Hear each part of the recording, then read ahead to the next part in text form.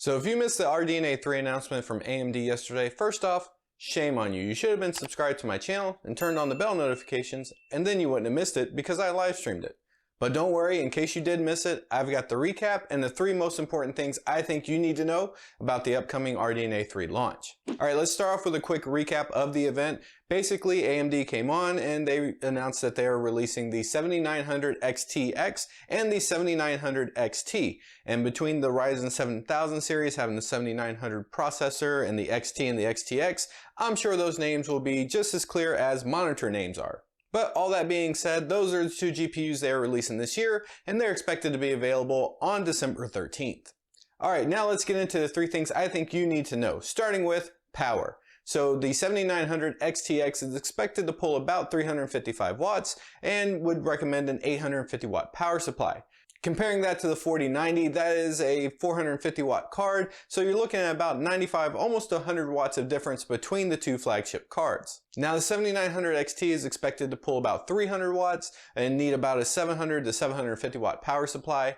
Comparing that to the 4080, which is actually a tier down end card, that one is actually 320 watts and still recommended a 750 watt power supply. So out of the gate, AMD has taken NVIDIA to task about power usage, and they were not shy about this in their presentation at all. One technology for up to 4K 480 frames per second or 8K 165 frames per second gaming capabilities.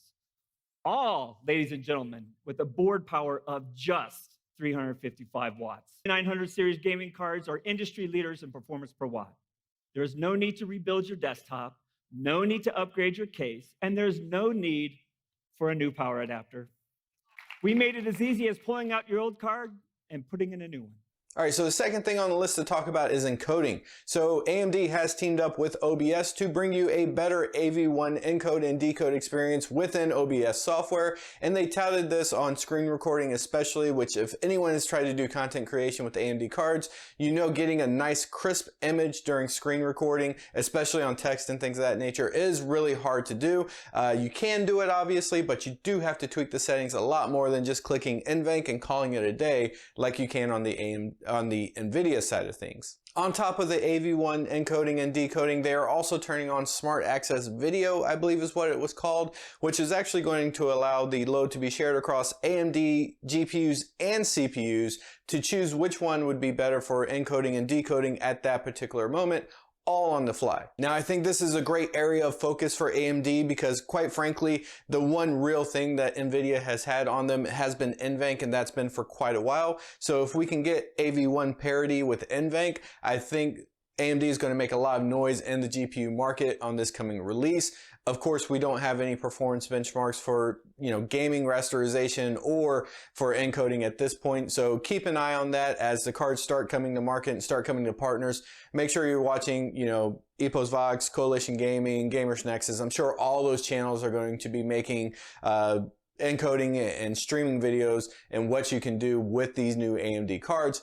Hopefully it's on parity with NVENC. To be 100% honest with you guys, I do not expect AMD to compete with NVENC this round, blow for blow.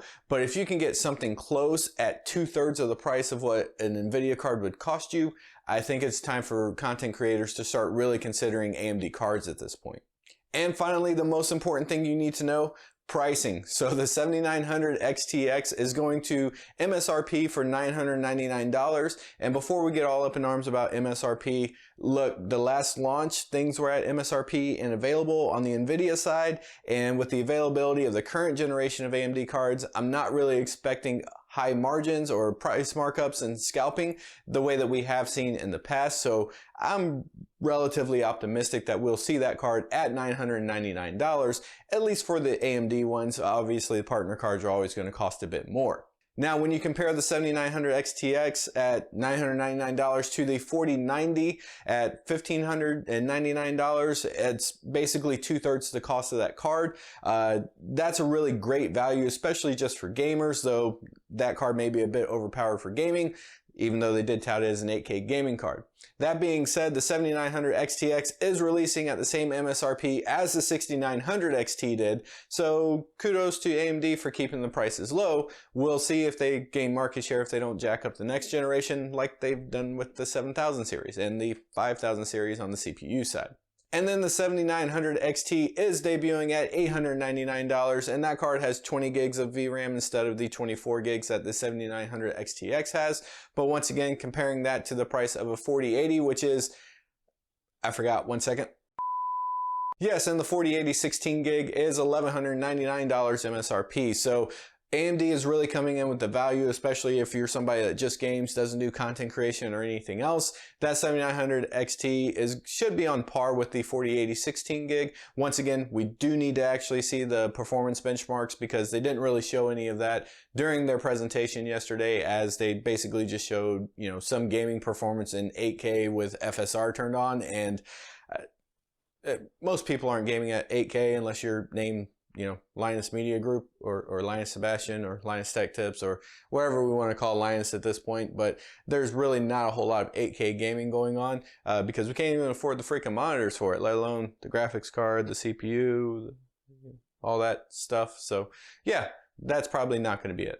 Alright, so I'm really excited for this next generation of AMD graphics cards. Let me know what you're looking forward to. Sign off down below. I know that they didn't have any low-end cards, but let me know what you're looking for there. If you think AMD is actually going to be worth looking at this generation, or if you're just the NVIDIA fanboys and you think NVIDIA is going to win, or hey, if you even have a logical argument for why NVIDIA would win over AMD, I'll take that as well. As always, if you want to continue the discussion further, there's a Discord server. Follow me on my other socials. Appreciate you guys watching, and I'll see you in the next video.